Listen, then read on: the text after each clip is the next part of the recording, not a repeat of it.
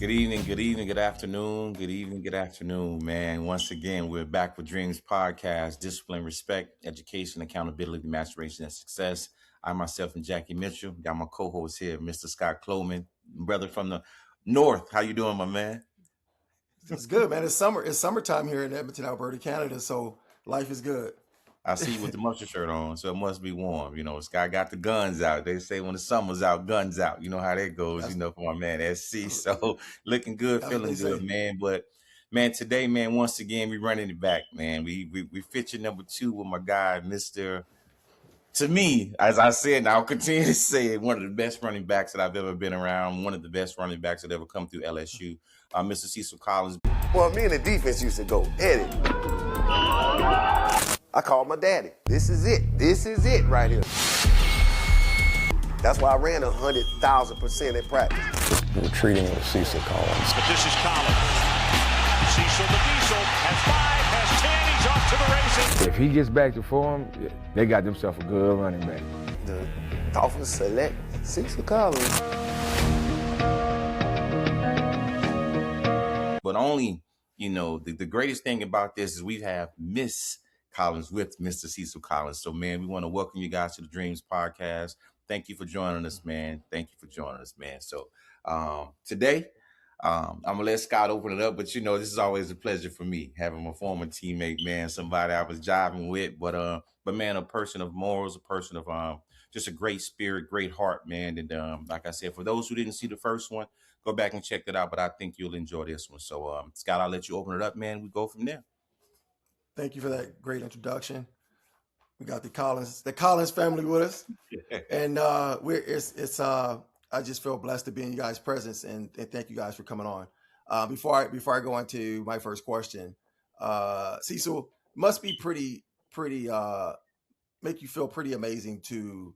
I saw a post on Facebook, and I actually put it on our podcast page, where they were asked the best running backs in LSU history, and for you to only play in 4 games or 5 games, right? And that's, which is insane. 4 games, and they still put you in the category of being one of the best. There were some people like Cecil Collins, best I've ever seen. That's crazy. That's unheard of. Oh, yeah. And I it's no comparison, but how long did Bo Jackson play in the NFL? Ooh, probably about 4 or 5 years. Okay, because he got hurt pretty early. He got hurt pretty early. Okay, but he's in the talk too. So that's why I bring that up. It ain't matter. To me, it's not about the time. It's about the production. You know what I'm saying? 100%. So for me, everybody saw it. So I'm sorry. I just want to make sure I put that in there. That's a great comparison, actually. That very similar running styles, but yes. we'll get into forget the football stuff. Yes, sir. We're here to talk about love.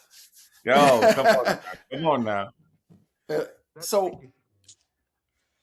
Elena, tell me something here. I mean, in our last episode we shot, and Cecil gave us some insight on how you guys met and how loyal you were to him during his time in prison. When you guys first started to interact and get to know each other, what did you see in him to make you want to be there for him and really lift him up at a time where he was at his lowest? I noticed his teeth. Hey, that's it. Hey, smile. There you go. Hey, that goes a long way. That goes a long way. Yes, indeed. You had all of them. That's a good deal now. All of them. He had all of them, yes. But it was his teeth, and I noticed how he kept himself. That's the first thing. I thought it was just really cute. But after getting to know him, I mean, we had many calls. And after getting to know him, I knew he was down there by himself. So I wanted just to at least be a friend for him, a real friend, because I knew he was going through something. And to have somebody that can at least be there to listen to him or even just maybe kind of keep his mind off of all of what was going on, even though it was still going on, like kind of just ease his mind. So I wanted to be somebody that would be there for him. All I kept picturing in my head was him sitting on a bunk by himself. And obviously that was probably God just getting in me to be there for him. So it was just supposed to be friends. But it turned out to more. I just want to be something supportive. So it started off basically you just being a good person and saying, hey, here's a young man that is going through a really, really tough time. He's in a whole nother state, no family around. At least I'm just gonna, kind of be a pillar for him and for him to talk to and at least have somebody. That's where it started. And at one point did the tide kind of turn where you possibly could see a future? Because I mean, when you get sentenced to 15 years, like that's tough to see a future for, Well, so I was talking to him before he got sentenced. So we were talking as friends before he even went to court to get sentenced. So like I said, it was more as being a friend. But then when he did get sentenced, my mother said something to me. She's like, this is a time where you have to make a decision, because if you want to continue to be in his life, you have to pray and you have to, ask God to show you what you need to do, because if not, then you need to walk away right now. And of course, before he was sentenced, I was like, oh, well, hopefully they'll let him go early, whatever it might be. And of course, you have lawyers that kind of try to amp you up thinking that he's not going to get anything and just fill your head with all this stuff that's not true. But she said, pray on it. And I prayed on it. And I decided to ride it out with him. And then he said he kind of liked me. I did. And asked me if I wanted to come see him some more. Yeah. So that's what ended up happening. Yeah. Got her. Yeah. I kind of like it. Hey, that's a mouthful right there, Doc. That hair straight on here, but when I first seen it, that hair was curly. It's Come curly. on now. It's straight right now. But I seen it curly. I think curls got me. Yeah. Like, he was for you and it smile for a little. That's good, man. I'm telling you. Man. That's good, man. See, you want to add to that? Man, listen.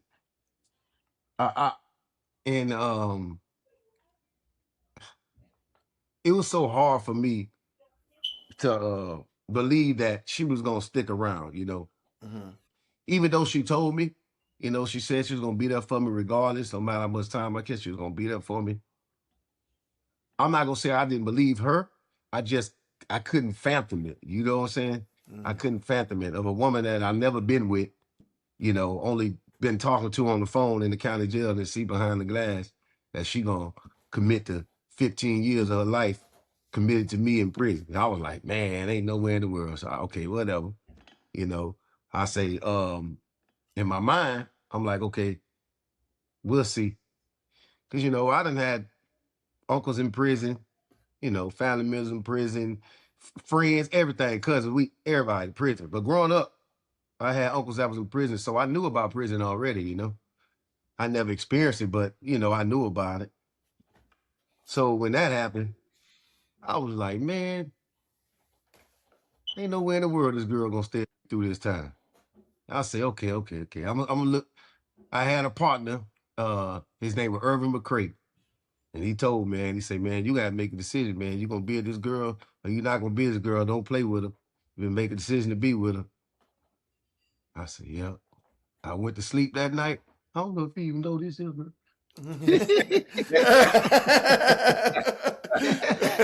Maybe some of it a little bit. But yeah, I went to sleep that night and I woke up and I said, okay, I'm gonna be locked in with her later. Straight up. Oh, I do remember. Straight up. Man, I was locked in, bro. I remember. Cause I was still young too, I was still I was like 24. 24. Yeah, 24. You know, 24 years old. So Yeah. I still had the old Cecil with me back then. Yeah. Straight yeah. up. Yeah. He wasn't yeah. nearby close to being molded up right. Yeah, no. So, you know what I'm saying? That was a commitment I made to myself I would do. And then, as time went by, I was like, man, this girl stayed with me 5 years, man. I'm going to ask her to marry me. Straight up. That's what I just told myself in the mind, 5 years. And that 5th year came up 2006. And I asked her mother, I called her mama. Mom, my angel, sweetheart. I asked her, can I marry her daughter? You know? Yeah. And well, of course you could see she said yes, you know, I'm still Yes, having yes, her. Yeah. Yeah. That worked out fine. That easy though. No, it wasn't that easy because she was a tough cookie. You Now. didn't just say yes. Yeah. Okay, go ahead. She was a tough cookie. But see, we already had the relationship built already.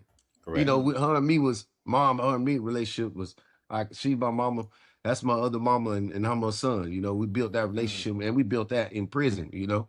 Not even out here. We built that while we was in here coming to visit. I'm sorry, babe. This makes me shit. So and visit, so we built that relationship with each other. So her and me at the time we had a good relationship. Once we met, we kicked it off boom. And it was just a process of building. You know, and so yeah, that's how that went down, man. But I can tell you what, that county jail, leaving from that county jail and going to prison and having her with me made me feel a lot better. I can tell you that. Absolutely. You know what I'm saying? When I got there, you know, getting on South Florida, I got sentenced. I got sentenced and went to prison.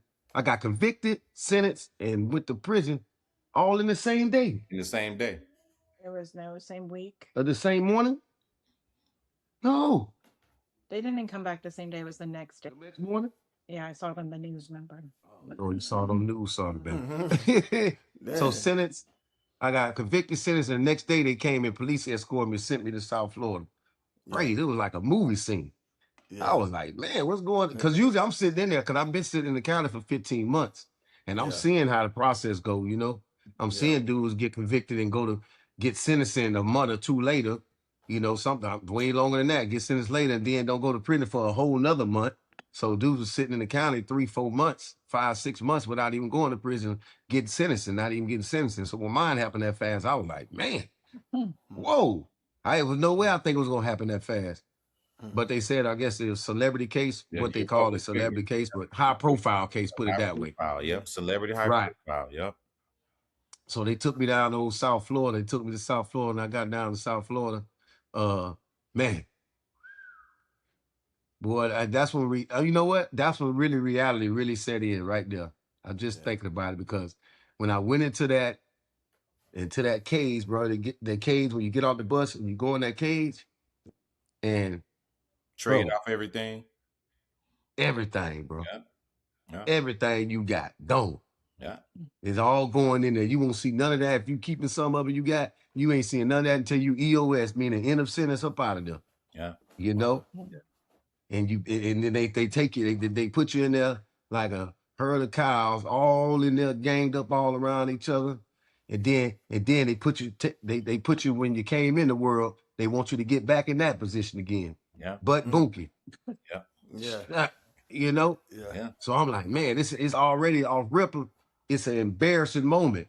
Psychological, man. It's a psychological. Exactly. You know, already psychologically. Yep. Yeah, you know.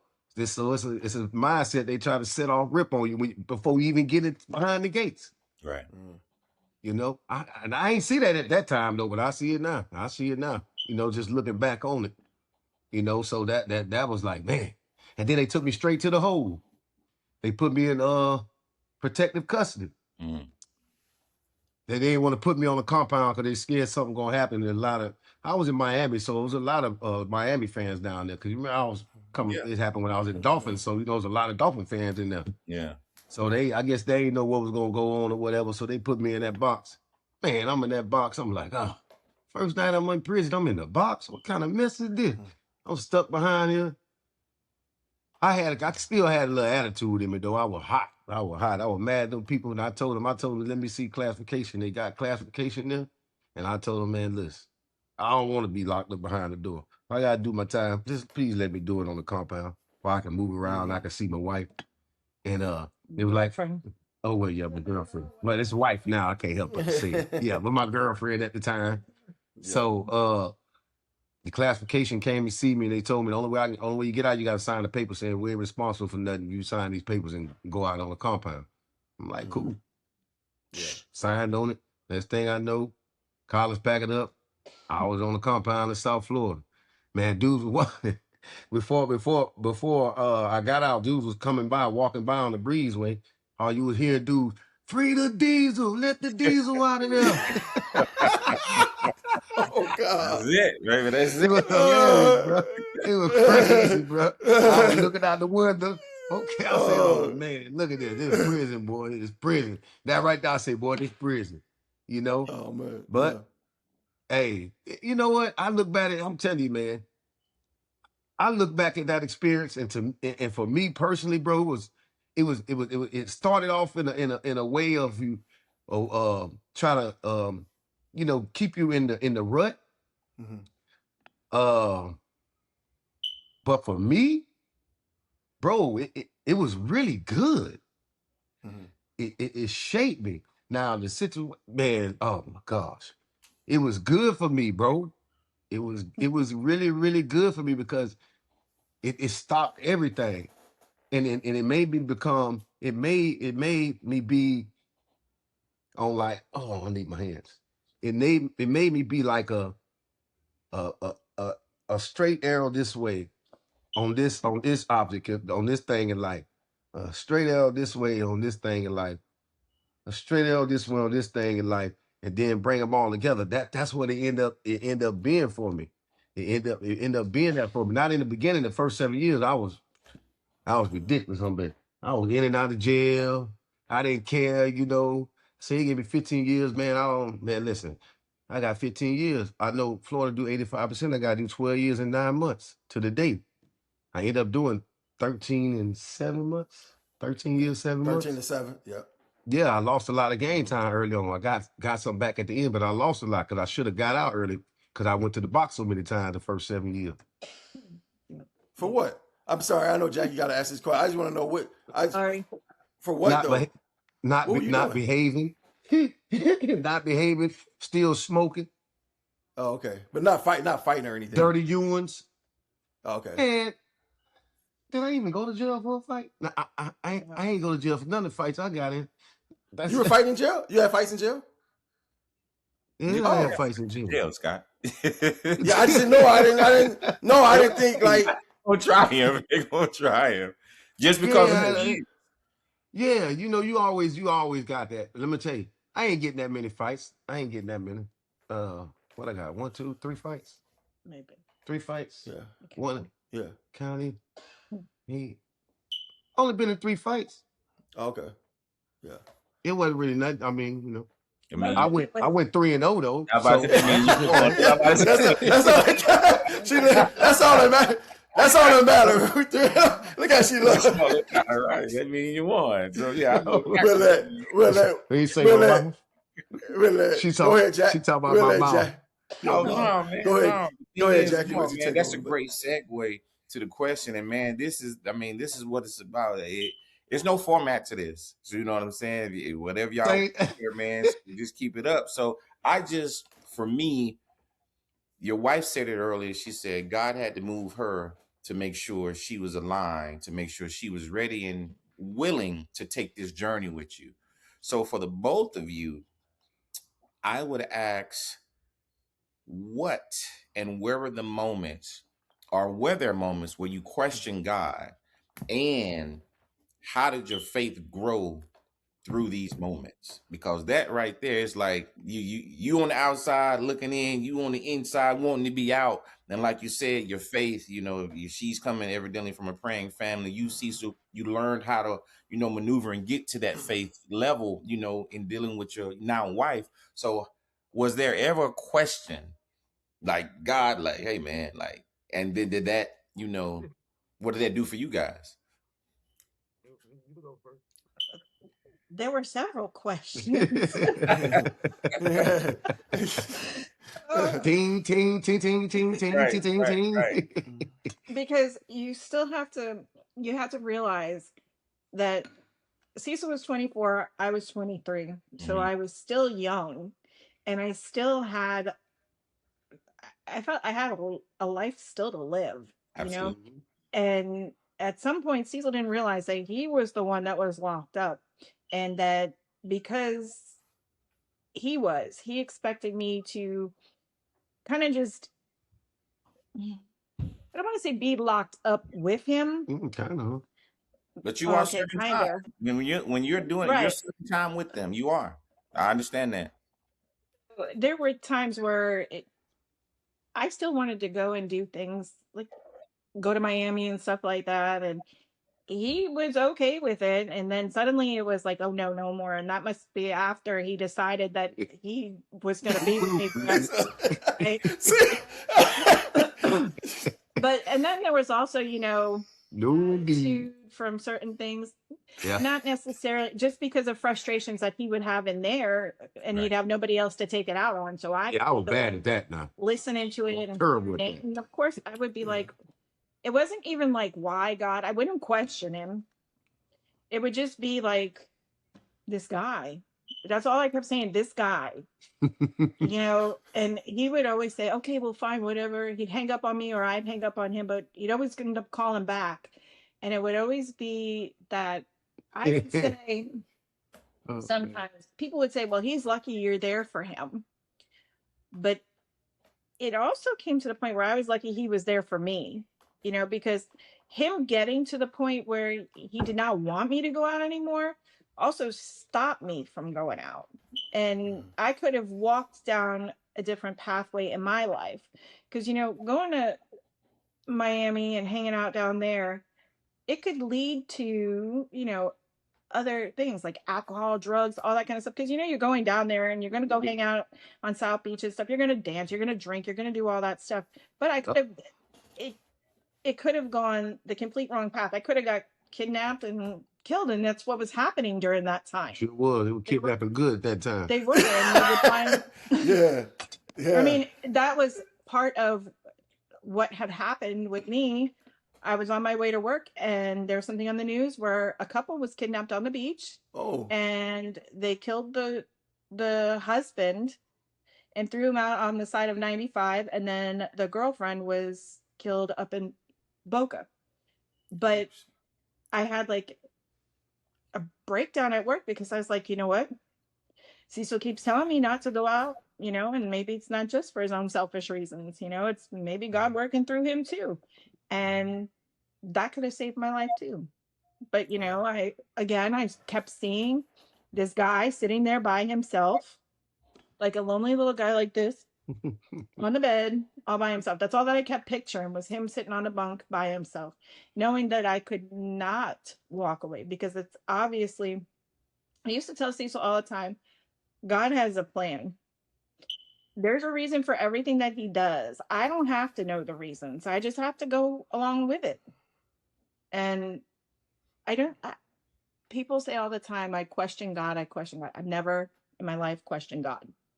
I could tell you that I've never, because I know that whatever happens is God's will. And if I trust in God's will, I don't have to worry about it.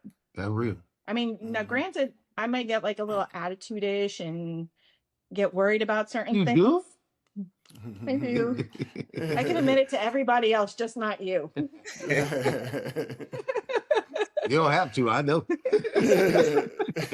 I mean, I'm here 24/7. Absolutely. But yeah, so all good. I mean, it was not a walk in the park. It was not something that was easy for us to do. But I knew that if we did it together, it would be better for the both of us. I saw the system and how the system was. I saw the people that would come to see people.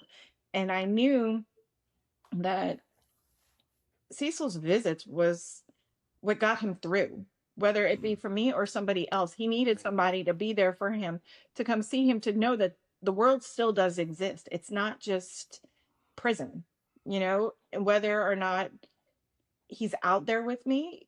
The time that when we were there, we made the best of it that we could. I mean, we played cards. We Oh man, we played some games, boy. we would just play all kinds of different games. We would read the Bible. We would talk about Walk that visit part. people.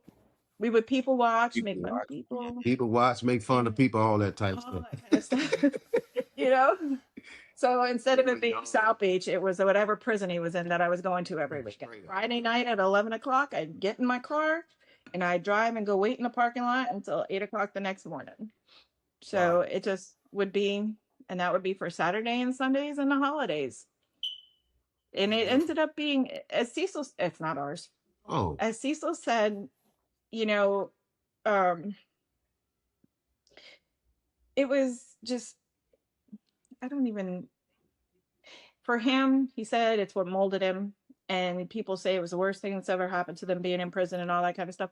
For me, I ended up looking forward to my weekends. We had fun together. We got to see each other. We got to talk to each other, not just on the phone for 10 minutes. oh It was man. a lot longer than that, but the phone calls were just 10 minutes at a 10 minutes. But Jeez. we got to spend 8 hours together. So we got to spend 16 hours a weekend together, and they were cherished. And, you know, we have our letters to remind us of our visits and all kinds of Oh, stuff. man, we got So all type of stuff. it was nice. It was nice to be there for him. I mean, they weren't nice prisons. I mean, I can tell you that. No, But it was nice Do you guys to still be have there. the letters? You guys still have the letters? man, That's I do. got all type of stuff. Yeah, and this Yeah, guy, yeah. look, you tell him What? when he was in the county, before he was even sentenced, he said, "Oh, I'm just sitting here thinking of you." What was it? I don't know. I don't Well, know. like the stylistic said, you make me feel brand new. Okay, he's writing me these letters. Hey, I'm laughing. Hey, Cecil, hey, I was thinking you, hey, once you started to really fall in love, you was like, hey, I don't need you going out on South Beach. That's it. Because you already know. I always say when a man, we all know when a man, what happens this is, I would say in most cases, probably 95% of the time, a man just wants one thing. But if a woman respects herself and doesn't just cave in and give a man full access to everything, I think that's a mistake that a lot of women make, is just giving a guy full access right out the gate. And so he ain't got nothing to work for. He didn't got it all. But it's just, if a woman here again kind of, establishes a process, build an emotional connection first, a true friendship. And what happens throughout that process, that guy realizes, oh, this is a good woman. It's a good person. Right. And here again, and now we got something, so it's just, I'll let Jackie chime in a little bit on that. I know he loves getting in on that stuff too. Give me something, Jackie. Man, I just, the biggest thing for me is it's just a complete dynamic. And, for anyone who does see this, just think about that, because me and Scott talk about this. We take time for granted. A lot of people take time for granted. And, Scott, he always says, you wake up, you got a chance and a choice. You didn't have many choices. You did have chances when you were locked up, but you didn't have many choices. So just to, like I said, and it's crazy because that's one of my questions, like, every day you chose her.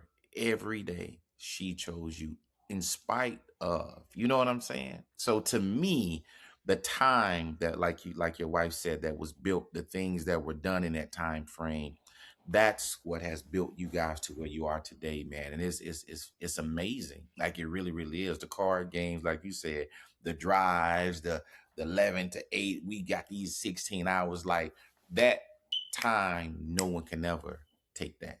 Those things that were built in those years over that time.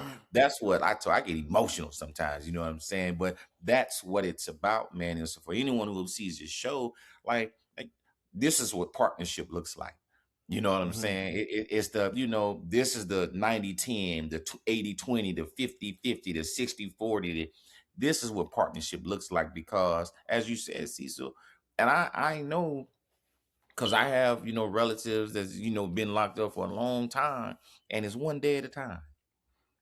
It's one day at a time. That's how it's served. So for you to have that support system, man, I think that's absolutely amazing that you guys were able to see through and also finish the race.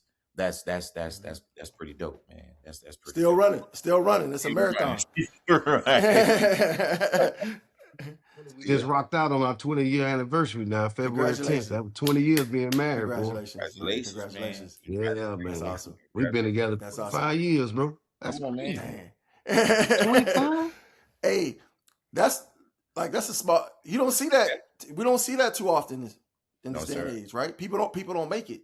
And the main reason, and I'll let you guys, Cecil or Elena, chime in on this. One of the main reasons, what you guys said, a partnership. People don't do things together. However we grow, if I'm growing, if I learn something, I show you, vice versa, right? We got to grow together. Did you guys, and either one of you guys can answer this, did you guys like discuss as you guys decided to be together and you get married, start to talk about what life would look like? Because I know that here's another thing, tons of people don't discuss the important issues, right? I know you guys both were Christians, and then you guys have both grown closer to God. But here again, talking about finances, how we're going to raise kids, things of that nature. Did you guys have those discussions and game plan and kind of map things out moving forward? Good question, huh? I mean, I don't know about a map, but we did talk about it. You know, she really the one put the pinpoint on all that type of stuff. Tell you right now. Yeah. You know, especially with the having children, because you know, just like having a child, you know, we had to wait all the way till we get out of prison. You and I, we all know that you're capable of any type of ways. You know, prison, it's all type of stuff you do in prison. Prison is ridiculous. So, for us to be able to get out and have a child and talk about having a child while we were in prison, and there are a lot of people used to come up to us all the time. Oh, I can't wait till y'all have a baby. It's gonna be such a pretty baby. I'm talking about years back, and we like, man. And then when Elena got pregnant, it was like, oh my gosh, everybody was like, they couldn't wait, you know, because they know what we've been through, you know. And then for us to get out there and have a child together, because this is her first child too, you know. So it's like first child together, husband and wife, and you know, bro, when you get married, bro, and the Lord say you become one, right? But what do we really look at is that when we become one? What is he really talking about? You know what I'm saying? That one, you know, it's not physical. We know it can't be physical. You know, it's not a physical body because we can't become one together with a body. Exactly. You know what I'm saying? So it's all here and here. You know, intertwined, the spirit. You know, our souls, and that's what he's talking about. So that's what we created, you know, the soul ties, the walking around and visiting park 4 or 5 days, 4 or 5 hours straight, walking around, talking about life, talking about how it's going to be when we get out, what we're going to do when we get out, because it wasn't just no I, because it was a we, you know, we both in prison, you know? So, that right there. And, you know, that was it. That was it. That's what built everything we had. And God put us, man, listen. And I'm seeing all this stuff, bro. Obviously. Now, like years now. You know what I'm saying? I've been seeing this stuff. At the time in prison, I didn't see the format like that.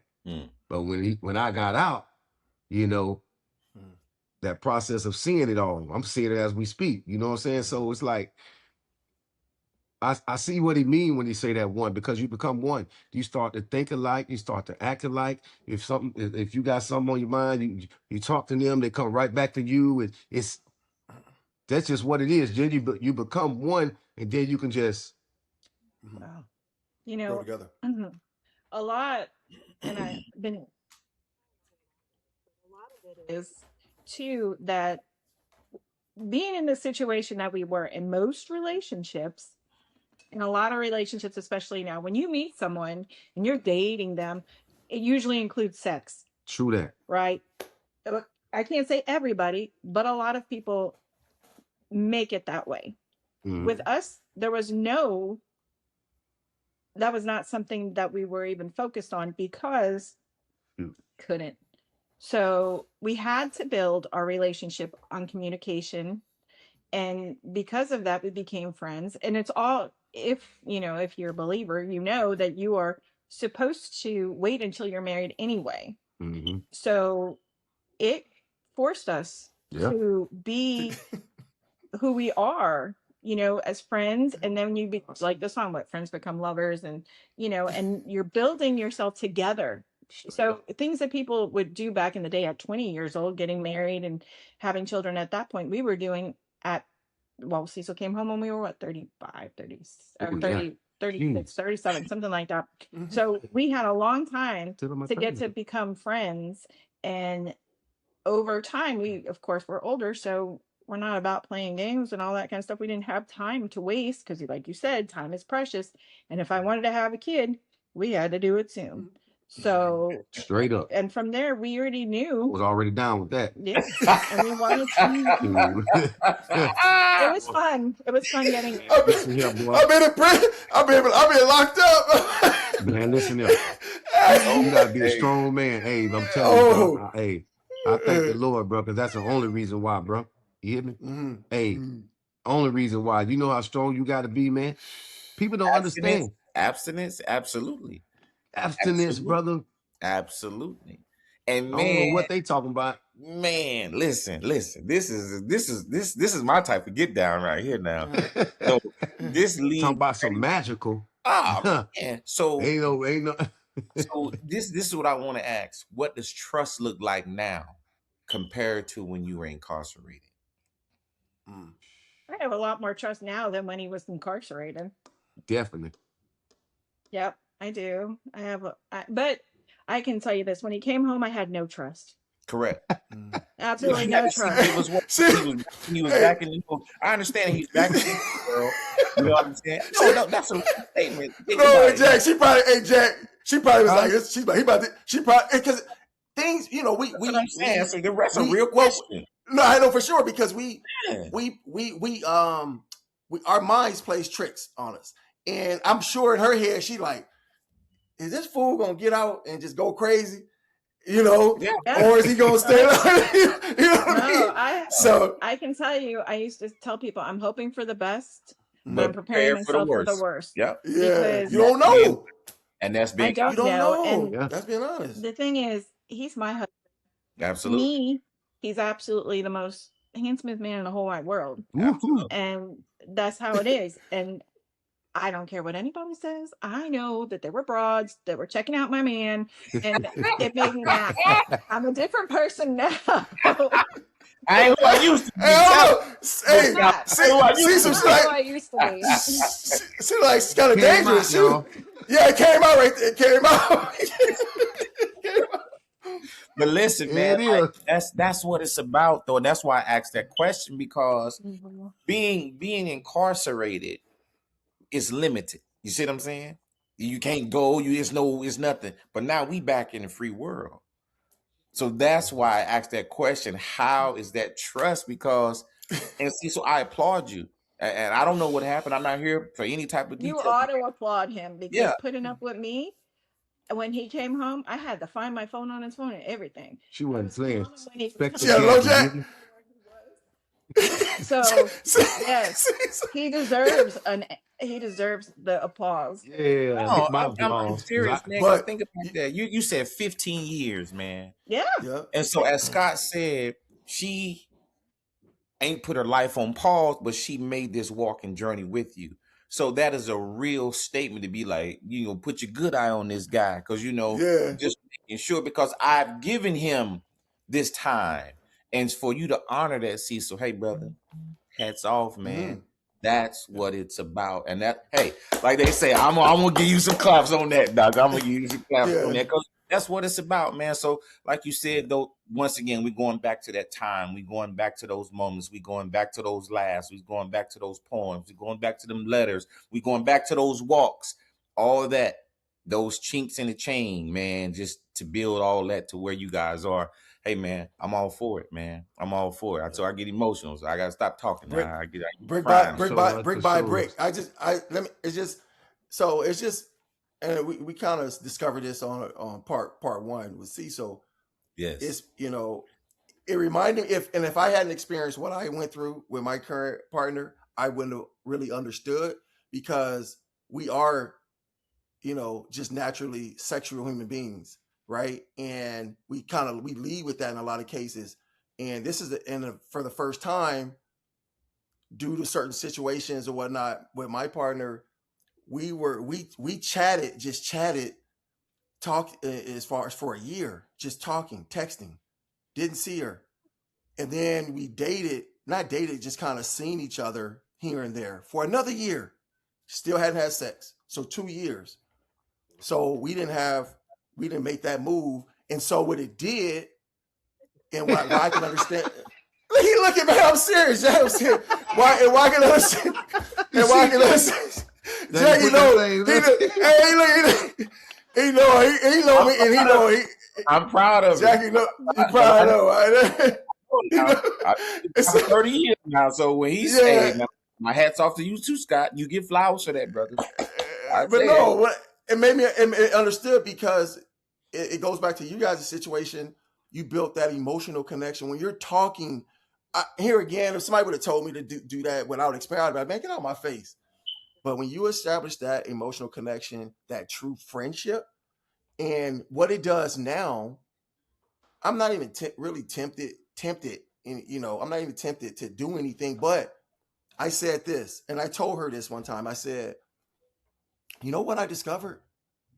It's like, if someone has a girlfriend, wife, or whatnot, and they don't have a true friendship, and temptation comes upon them, things could happen. But when that person is your best friend, just think about it. Because your best friend, you hurt, like you see what I'm saying? You're gonna be straight up with it. It's exact. But when your partner, when you're married to your best friend, you're gonna operate differently. It's gonna be more respect. It's things of that nature. And so it's just like I said, I just had to throw it in there. It made me understand where you guys were coming from and how you guys built that emotional connection, which here again built the foundation. Because if it's only built on, if your relationship is built on sex and physical attributes, it's only going to last for so long. It is what it is. Yeah. Man, I want to ask you guys a question, since I have both you guys here, and it's you said it earlier, when you had your son. So as parents, how were you able to build and rebuild? Because Cecil, in our first interview, you was like, man, I really didn't have a father figure. He was there, he just had a third, but you said your dad loved you, and you said you moved around all this stuff. So as a father, there is no blueprint to parenting. As a mother, there's no blueprint to parenting. How are you able to build as a husband and wife, now mother and father, with the new addition, just getting out, you're getting to it. Hey, we got to hurry up and expedite it. So how did you guys do that collectively? Jesus, Jesus, Jesus. Sounds it, baby. That word, man. Come on. Yeah.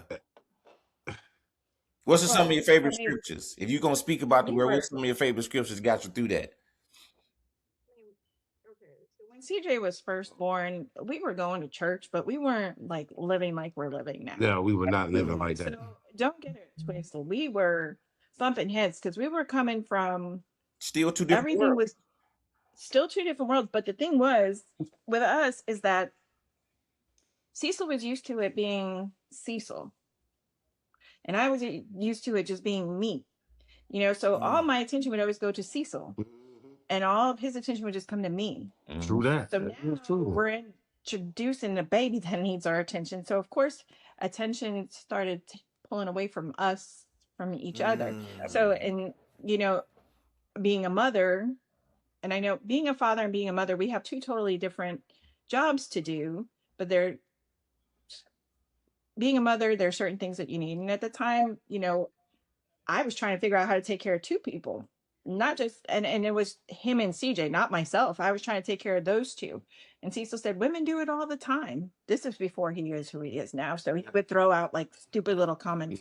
Just throw some stupid stuff out. Yeah. So it's like, women do it all the time. I don't understand how you can't do it. And here I am trying to figure out how to get my kid to eat the right way and feed him dinner by the time he gets home and all that kind of stuff. So and the thing that we had to remember is that we had never been parents before, just like the kid had never been born before. So he's learning how to do things in life, and we're learning how to do it with him, basically. So we're learning how to be parents all at the same time. True that. As having him. And then, of course, as he got older, certain things made us lean on the Lord more. Absolutely. Like his care and things like that. Because when he was born, my mom would care for him, but he'd gotten too heavy that she couldn't pick him up because she was older and she was ill. So we had to put him into school or daycare. And there were certain daycares I wouldn't put him in. I wanted him in a Christian daycare because it was different. Right. So that's when we started leaning more on God. And from there, we did attend more things at church. Mm-hmm. And we found ourselves, my mom was always giving us Bible verses and stuff like that.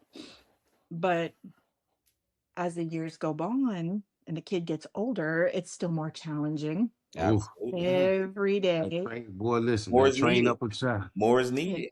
More is needed. More is Hey. needed. And not all the time do we agree with certain things. Yes. But communication, which we learned for 15 years, helps us. Absolutely. I mean, sometimes I walk away and go shut the door. And after a while, I come back and I say, I'm sorry for being a brat. And I listen. And usually what he says to do is right. So I try to, because, stay on the path, Absolutely. Yeah. Try to stay on the path, bro. I done been off the road numerous of times, man. You're a thank wonderful you. father to all your kids. You always have been Yeah. fantastic. If there was one thing about him, no matter how mad I ever got at him, I would always say he's a great dad. All the time. All the time.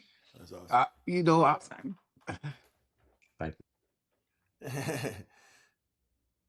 you. With growing up with my mom and my dad, and by that age, okay, let me get this right. 76. I think I was 8. So I think I was 9 years old when my parents got divorced, and like me and CJ, I had a good relationship with my dad at a young age. And when that just went away so fast, it wasn't like it was no gradually thing, When the parents get separated, divorced, boom, it's gone. And it wasn't like it was a communication of where I'm with my daddy this day, I'm with mama this day. It was I went with my mama. So it was like my daddy was just taken away from me just like that, really. So that was a culture shock.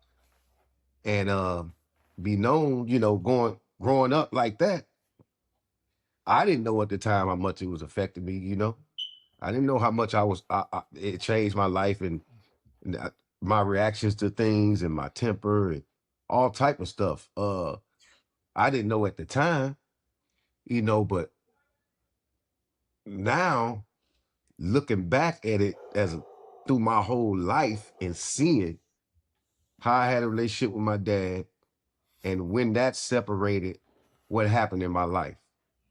And then later on down the line, way down the line, I have my son. So now I can see that I don't want to have this like this with my son. I want to be with my son 24/7 because I remember how I feel to have your daddy right there 24/7. So you come home, your daddy come home and do stuff with you, take me out in the yard, line us up, draw plays in the ground. I remember all that as a kid, and I wanted my son to have that, and I didn't want it to ever leave him, Absolutely. like it left me. That was straight up. Yeah. And that's And that's what I did, you know, and that's what I'm doing now, you know. I'm sorry, man. No. And that's what it is, you know. So that's what thrived me to be a better father, man. Because I knew what it was like to have a relationship with your father. And then when I realized it on the relationship with God and Jesus, the Father and the Son, and I was like, oh, so this how it's supposed to be. This how it's supposed to be, Father and Son. You know, so man, that was it right there, man. And that just helped me in that. And then, you know, process to this thing, you know. The Lord gonna lead you. Man, listen, He gonna lead you where you need to go at, plain and simple. It ain't no and if and buts about it. So when He helped me get in that scripture and me realizing seeing some of these things that I didn't want my son to have to go through, and I wanted my son to have for what what life was you supposed to have with a father and a son, you know. And then I was like, okay, what it is, I'm gonna take what God and Jesus had, plain and simple, and that's the way we're supposed to do it. You know, that love. You know, the Lord say train up a child. You know, He don't say teach a child. Y'all, we know the two different things.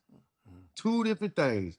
You train them up to get that memory in there, and they go through Christ. And once he get it up here, now he might drift and get a little bit of, might get him to make some mistakes in his life. You know, that's gonna happen because every last one of us gonna do that. You know, but then that training gonna pop up. Bing. Okay, I can navigate through this, and I know how to get through it. I remember my mom and daddy taught me this. The Lord, this right there in the scripture. Blah blah. Go back and help it out, and that's what it's all about. And it do the same thing, you know. They try to do that as much as possible. It's harder with them, you know, because they older, they grown. I didn't have them when they were little, so it's harder. But I got some good practice with CJ. You know, I got some good practice with CJ. You know, and that's the beauty of it, man. That's really the beauty of it, man. Like you said, the trust, man, and the trust is why we're here right now. You know, Absolutely. is why we're here right now. The training, the trust. You ain't had that. The training. Oh man, you know what I'm saying? That's how you know. Yeah, exactly. And so the training. You made me think of something when you said the training. When you were talking about the training, and so of course my mind goes right into football. Like me as a wide receiver, it's just when I catch a ball on the sideline, my toes automatically drag. It's just in there. When Jackie, when he's backpedaling and he breaking. When you running with the ball, there's certain things we just train. And so hey, again, when you train up a child, like you said, you may stray, just like we may, our technique may be off, but it's gonna, when you train right, it's gonna, you're gonna get it back. I just got to quick because I can see the thing as we start to move toward to wrap it up a little bit. This is my final questions before we, start to dwindle down. The thing that I love, I can just see the respect you two have for each other, the love, and it's a beautiful thing, because it's not something it's like when you look at someone and they have a certain physique, at a certain age, you got to respect them because it's not easy.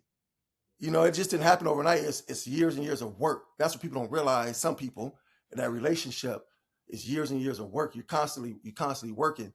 But I just got to ask Elena, tell me what goes through your mind when you, here again, because you're from Florida and you guys come to Louisiana and you walk on LSU's campus, or if you're in Leesville, the way people react to Cecil the Diesel Collins, how does that make you feel?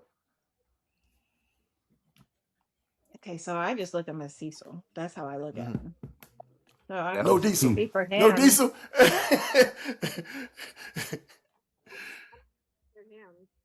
It's almost like it's like not a rebirth, but it's almost he's able. People see him now for who he is. Yes, he was Cecil the Diesel. He ran the ball. He was amazing, right? And I see how much more important it is because my kid is doing it. Before, when I met him, I'm like, you're a football player. You are not big like football players are supposed to be. Like, I'm thinking they're huge, like 7 feet tall, Yeah. 300 pounds. I know it's silly. Okay. But when I met him, I watched TV I watched football on TV. Okay. That's as far as it went at that time. Oh, man. So, so I didn't see him for that. Like, I didn't see him for the football. I didn't see him for what his charge was. I saw him for this guy who had this heart that it just was amazing, right? His love, I just saw him for who he was.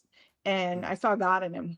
I guess that's the way to put it. I saw God in him, and seeing him on the campus, it's like he's being vindicated almost, I guess, because everybody knows who he is. Everybody now knows who CJ is because of Cecil. But when I go on campus and him and all this kind of stuff, all I'm thinking about is going to the game and get through the crowd and get inside and go watch the game. I am very happy for him because I know he feels good. I feel good. So many years, all I wanted was people to see Cecil for who he really is and not who they have created him to be.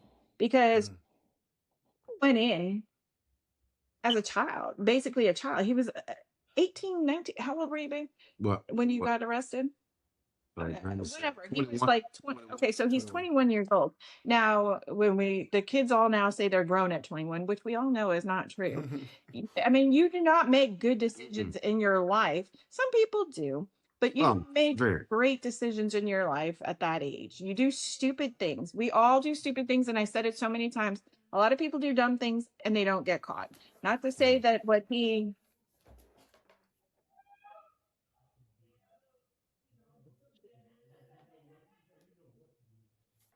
maybe, and I always, he was locked up and I was on social media and reading chats and chat rooms and all that crap back then. I would always fight with people. You know Cecil, and you have a conversation with him, you don't know who he is either. But now, because of the podcasts and the interviews, they're finally starting to see who he is. And now around here, everybody knows who he is. Like, they see his face no matter where he's at. It doesn't even have to be at LSU. We could be at the Rouses and somebody's coming up saying, been at work together. So they're finally starting to see how he is. And that's what makes my heart filled. It makes my heart filled to see that they finally see Cecil for who God created him to be. He is, like you said earlier, somebody said earlier, you can't have a testimony without a test.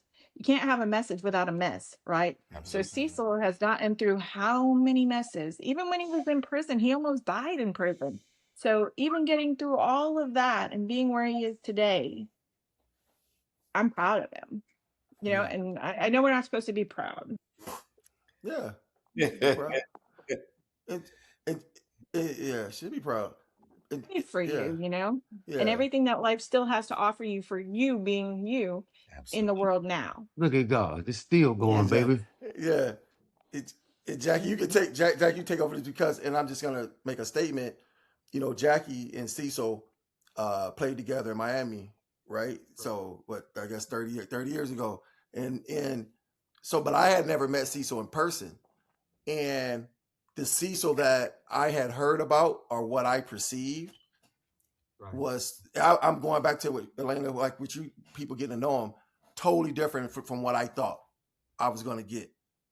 I was just like, I was blown away. I was like, wow, this is a good person. This is a good dude. I like right soon. It was soon as our first conversation, talked on the phone, it was like we've been knowing each other for 20 years. I was like, boom. I was just like, man, I like this dude. And it was just, and here again, Jackie, and it was so funny that, and see, so this is crazy, man. I'm not saying this just because Jackie would bring you up time, like every now and then. We'll be talking, we get to talking about old times or football, and he would bring you up, and we would talk about you. We had never met you. I had never met you, but he would just talk about, how I you always guys' said you're a time in good Miami. person, man. I Yeah, always he said did. He would tell me that. this Yeah, is not a yeah, facade, Cecil. This is not me saying it yeah. because you on the phone on this interview with your wife. I've always held a high regard for who you were, because like hell, we was fighting. We trying to get a job. You know what I'm saying? What was, boy? But it was. I've always said I was like, nah. I was like, man, it's a cool cat, man. And Yep. Scott to see, I've always, I ain't never, it ain't never been like, I was like, man, it's a good dude. Like I've always said that. So just to, like you said, to get your flowers now, man. And we're gonna come to wrapping up. But I have two. It's a 2-part question I have for you and the missus. Okay. So for you, Cecil, what would you say to someone who's inside, who has lost hope? And for you, Miss Collins, what would you tell a spouse waiting faithfully on the outside?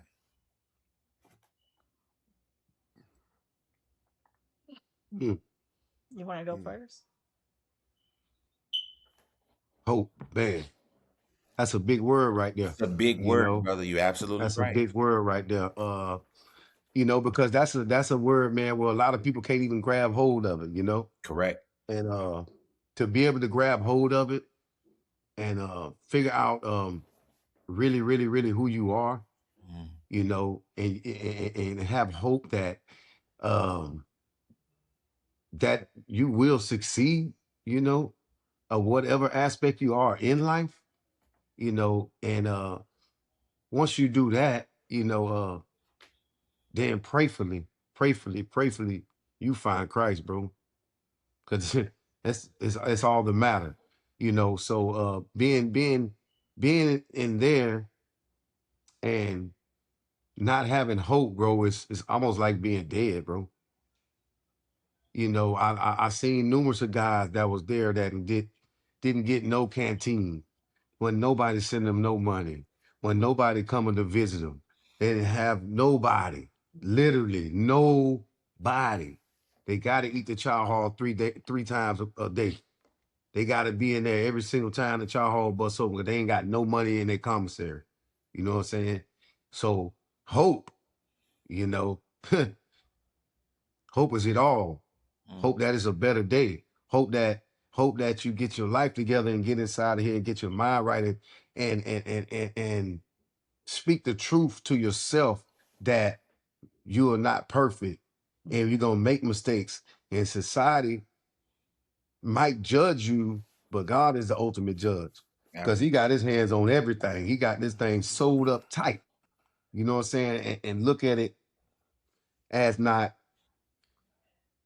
you didn't do or you did do, just realize that something happened for you to get yourself right. Otherwise, you wouldn't be in here some type of way. It's some type of way. So you got to have hope in that. You know what I'm saying? Absolutely. To be able to get your mindset right while you in there. Because every last, some people go in, you got horrible people. Straight up. You got mass murders, horrible people. But even them, they gotta have hope still too. You can all find God. You can all find God. It don't matter where you at. It don't matter where you at. We know the story of Saul, who became Paul. He was a persecutor of Christians, brother. He murdered them. Murdered them. Just like dudes out here who murder people who murder people. He was a murderer. And God told him, man, what you doing to my people? What you doing? He asked, what you doing, Saul? Saul had to answer, Lord, who is it, my Lord? What you doing? You need to tighten up and turn around. Immediately. Tighten up, start walking that line. Man, the man became one of the greatest apostles of all time. The man was a murderer, literally. So that right there, hope. Yeah. You know what I'm saying? Bro, anybody, you know what I'm saying? We ain't perfect. He know that. Absolutely. He know that. He know we ain't perfect. That's why he died. That's what he died for. That's what the cleanse of the sin. That's what he died for. We got to get out of, and that's why we got to understand the scriptures, man, and getting that word, man, because I pray every single person on earth getting that word, boy, because that's what it was created for. It was created for us, you know. And if we miss it, we miss it, literally, you know. So that's the hope, man, and that's what I hope that brothers see it, man, because I done seen a lot of brothers and turn their life over in prison, bro, and find Christ, bro. I met some good guys, man. I had some good guys, you know, and then you got some guys that's stuck in there, you know, but still got to have hope and just have their soul right. You know what I'm saying? Have your spirits right with Lord. You know what I'm saying? Because either way, in or out, bro, you still got to have yourself together. Some dudes, you think you in prison, you ain't got to get yourself together. You ain't gonna be out here. So you stay the same person you are. You know what I'm saying? That's a mindset, you know? Yeah. So hope, bro, you got it. Man, we can go on and on about that hope. I know. You open up Pandora's box with that one. Yeah. But we'll let Miss Collins take over. Yes, ma'am, Miss Collins. Well, I mean, I don't, spouses, yes, but even like family members for people in there, I would have to say that it's not easy for us, you know, because we know that we go see them, but we also have to leave them there. Absolutely. So, you know, walking out those doors, seeing them stay there, it is very traumatic, you know, because there's nothing more that you can do for them. I mean, there's nothing we could do. Once those gates close, we cannot protect them physically. We can do our best with phone calls and all that kind of stuff. But the one thing that I know that helped him besides visiting is being strong for him. Because in any marriage, it's supposed to, well, in marriage, it's supposed to be, you know, you are my strength when I am weak. Absolutely. And it's supposed to be the opposite for me. You know, I'm supposed to be his strength when he is weak. And supposed to be his peace. He's supposed to be my peace. Sometimes it's not always that way, but that's life. But it's hard out here. Now, I could say, you know, Cecil and I were not out here before. So I wasn't married before having him support me and all that and taking care of me out here in the street. He was there. No, you wasn't no NFL Wives Club. I wasn't there for that one. Yeah. I wouldn't have gotten along with them anyway. It's okay. No. Yeah. But for me, I would just always, like I said, I saw him sitting on the bed alone. So I was always having the thought that I needed to be there for him for his strength. So when he called me, he vented. I got upset, but I would always pick up the next call every single time. I would never let it go without picking it up because that's what I'm supposed to do. So as a spouse, if you are there, and I have told people before when we were there, if this is not what you're ready for, if like you can't support him in this situation, then you need to walk away because they need you. You know, he needed me. I have many friends who I made over the years of us being there, many wives who have had their husbands come home and they're still together. And then I have friends that are married to people that have life sentences. I don't know how they do it. I really don't. I myself, and I don't want to sound any type of way, but I could have never done that because I don't know to know that he will never be in my bed with me or be able to, you know, do the things together that we do, even go to the grocery store, you know, or just wake him up in the middle of the night because I hear a noise that's not even there. You know, those kind of things, I couldn't have done it. I wouldn't have done it. I would have made the decision in the beginning. But God knew that. God knew that it was going to be time. And I would just say, stay strong. If you're going to do it, you do it. And don't play with them. You know, don't play with them with your kids or anything like that. Don't play like saying, okay, I'm not bringing them for you because I'm mad at you and all this kind of stuff. Because the kids still need that relationship. And they'll learn. Hey, daddy's in prison and he did something that he wasn't supposed to do and he got here. or maybe, whatever it was.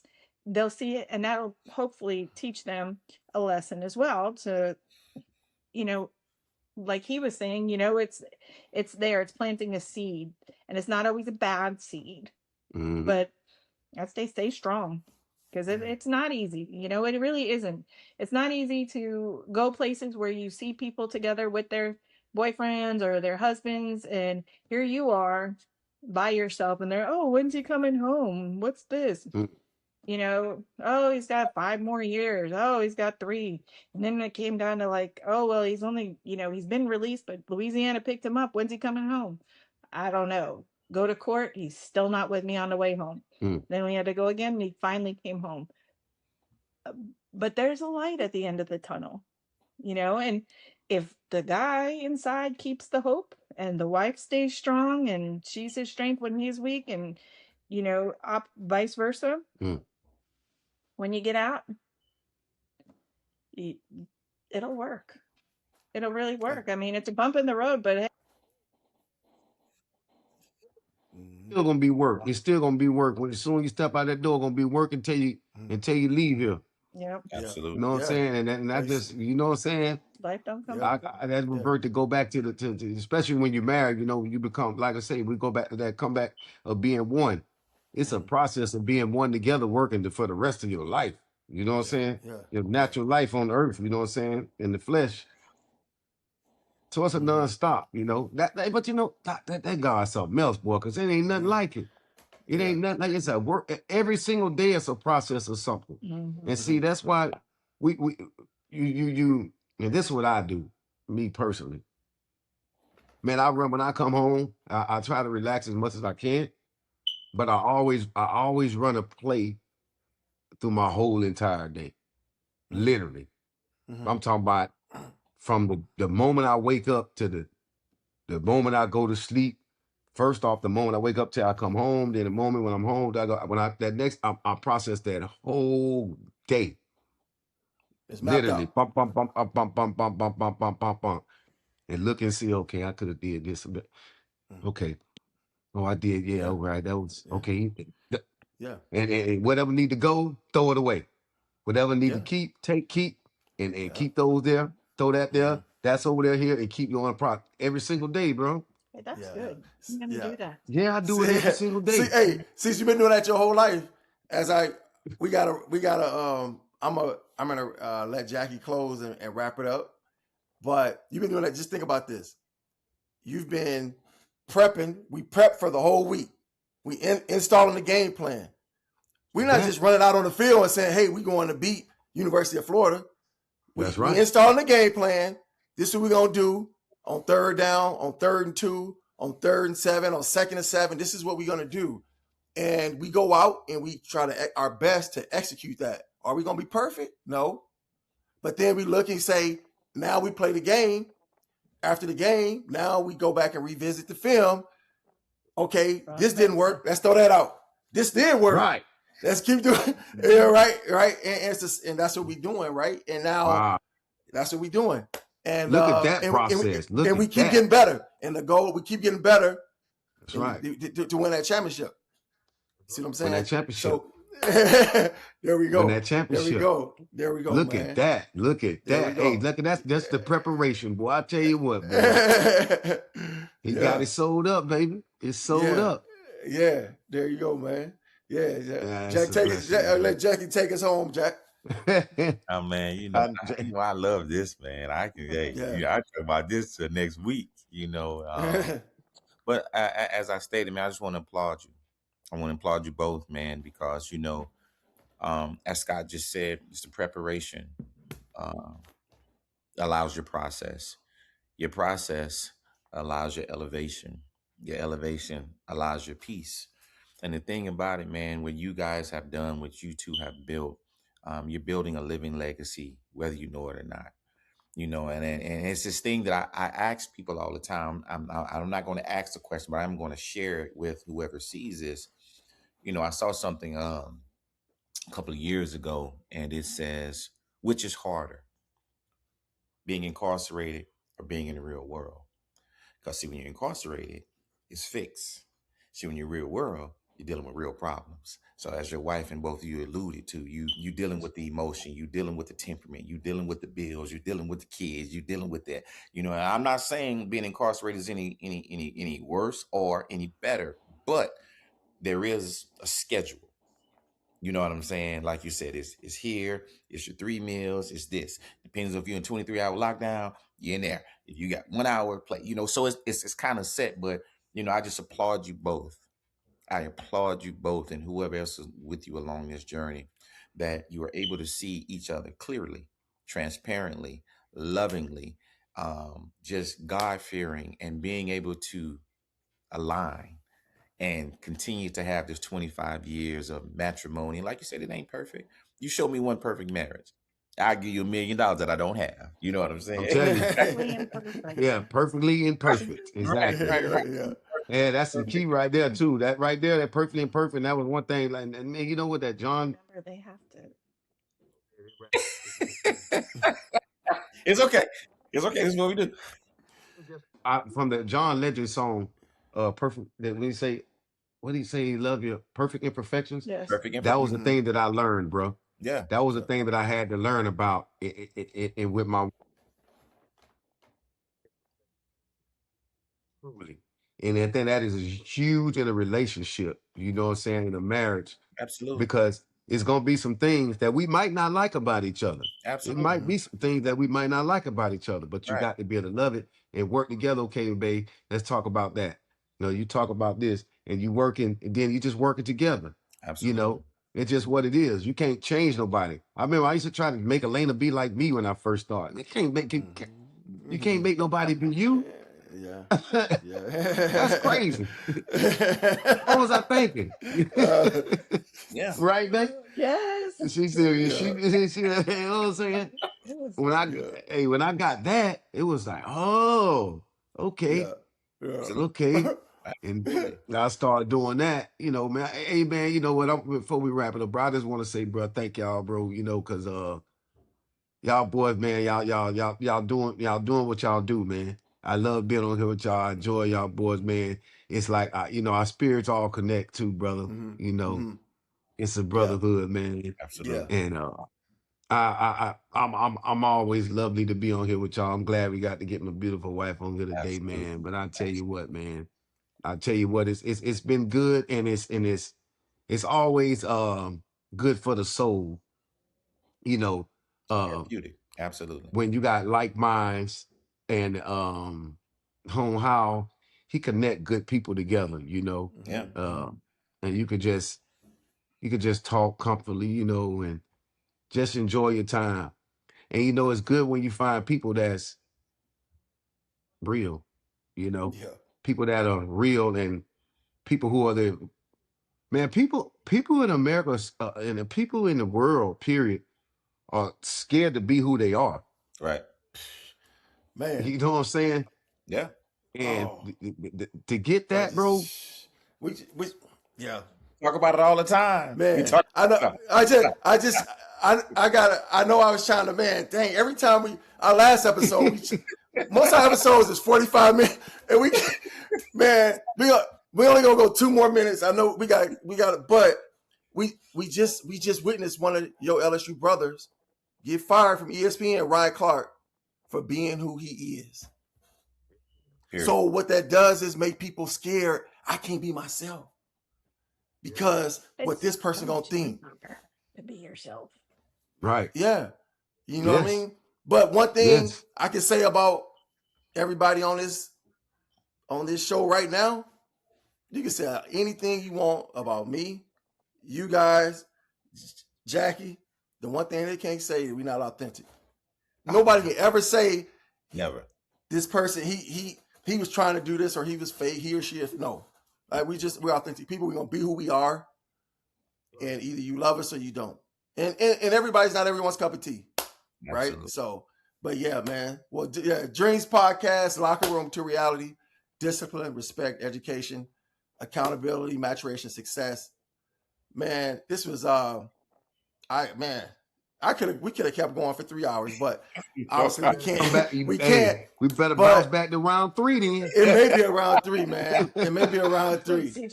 Hey, Yeah, round three, bring CJ in on round 3. Yeah, exactly. Yeah, Absolutely. definitely, man. Absolutely. Yeah. So, Oh, but yeah, man. man. But yeah, I want to thank you guys for coming on. I want to thank all our subscribers. Obviously, it wouldn't be any show without you guys. And this has been absolutely amazing. And I think this will touch so many lives. People need to see this. People need to know what it looks like to be vulnerable with your partner, what it looks like to have open communication. And I just want to thank you guys for being open book today. So from my co-host, Jackie Mitchell, Scott Coleman, Elena Collins, Cecil Collins, and Lil CJ, we'll see you guys next time. Yes, sir. Peace out. Yeah. Absolutely not.